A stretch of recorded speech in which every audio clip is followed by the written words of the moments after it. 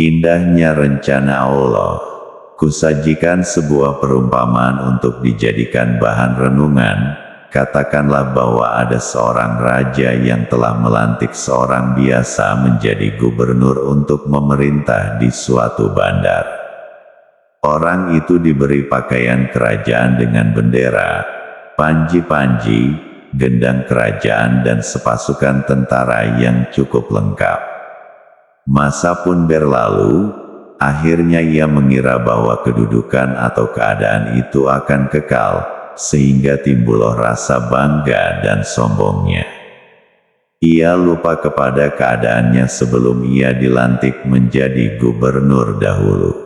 Kemudian, karena bangga dan sombongnya itu, maka jabatannya itu dicabut oleh raja. Ia dimintai pertanggungjawabannya di depan raja dan dimintai keterangannya tentang sebab ia melakukan kesalahan itu.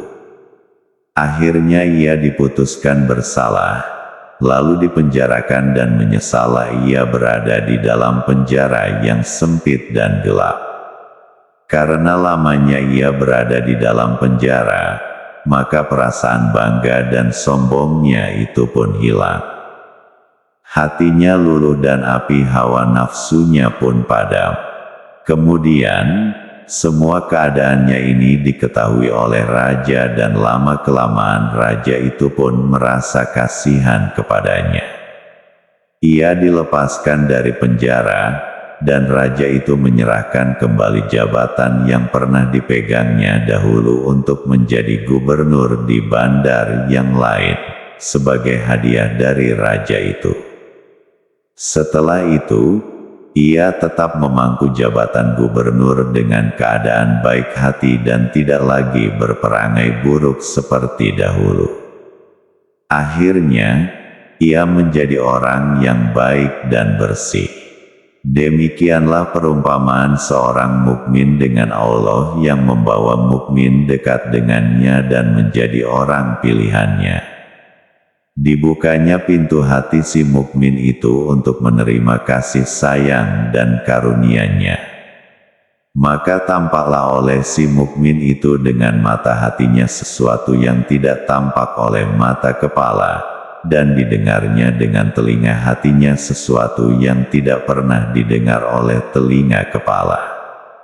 Terlihat olehnya perkara-perkara gaib dari kerajaan Tuhan yang maha besar, yang meliputi langit dan bumi dan sebagainya.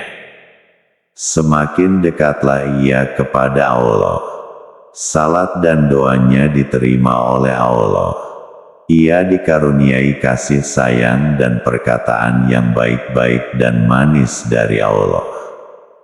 Dengan karunia-Nya pula, maka ilmu-ilmunya yang pelik-pelik akan dapat ia ketahui. Allah akan menyempurnakan karunia-Nya kepada si mukmin itu, baik dari segi batiniah maupun dari segi lahiriah seperti kesehatan badan, minuman, pakaian, makanan, istri yang baik dan perkara-perkara yang halal serta sesuai dengan peraturan dan ketentuan Allah. Jadi, Allah akan menetapkan keadaan ini kepada hamba-Nya yang beriman dan dekat kepadanya, untuk beberapa masa lamanya, sampai si hamba itu merasa selamat dan kekal dalam keadaan itu. Setelah itu, Allah akan mendatangkan malapetaka, kesusahan hidup dan bencana kepadanya. Sehingga, si hamba itu pun merasa sedih, heran, hatinya menjadi remuk dan ia terputus dari hubungannya dengan orang-orang segolongannya. Jika ia melihat keadaan itu dari segi lahirnya saja, maka ia akan melihatnya sebagai suatu kejahatan yang menimpanya, dan jika ia melihatnya dengan hati dan batinnya saja, maka ia melihatnya sebagai sesuatu yang menduka citakannya. Jika ia meminta kepada Allah untuk melenyapkan kesusahan yang tengah dihadapinya itu, maka Allah tidak akan menerimanya. Jika ia meminta janji-janji yang baik, maka ia tidak akan mendapatkannya dengan segera. Jika ia berjanji tentang sesuatu, maka ia tidak akan diberitahukan tentang hasilnya. Jika ia memimpikannya sesuatu, maka ia tidak dapat mengetahui maksudnya. Dan jika ia hendak bergabung kembali dengan orang-orang segolongannya, maka ia pun tidak dapat melakukannya. Pendek kata, segalanya telah tertutup baginya dan doanya tidak lagi diterima. Sehingga dengan demikian, dirinya menjadi hancur, hawa nafsunya menjadi hilang dan lenyaplah niat serta cita-citanya. Segalanya telah kosong baginya. Untuk sementara, keadaan ini akan terus berlangsung dan mungkin penderitaannya itu akan diperhebat lagi.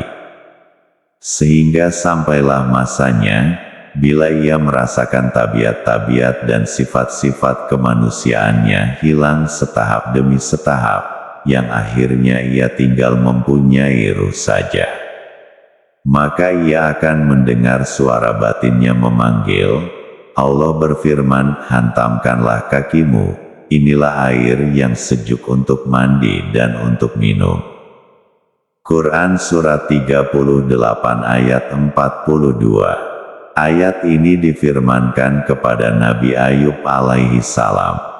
Kemudian Allah akan melimpahkan lautan rahmat dan kasih sayangnya kepadanya dan hatinya merasa aman dan tenteram serta disinai dengan cahaya iman dan ilmu.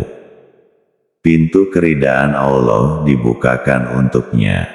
Manusia akan datang berkunjung kepadanya untuk memberikan bermacam-macam hadiah dan orang-orang akan mengabdi kepadanya. Manusia akan memuji dan menghormatinya. Kata-katanya dijunjung tinggi. Orang-orang akan merasakan kebahagiaan berada di majelisnya. Raja-raja dan orang-orang besar pun akan tunduk kepadanya. Allah akan menyempurnakan karunia-Nya kepadanya, baik lahiriah maupun batiniahnya. Allah akan memelihara lahirnya melalui makhluknya dan batinnya melalui kasih sayang dan rahmatnya. Kekalau ia berada dalam keadaan itu sampai akhir hayatnya.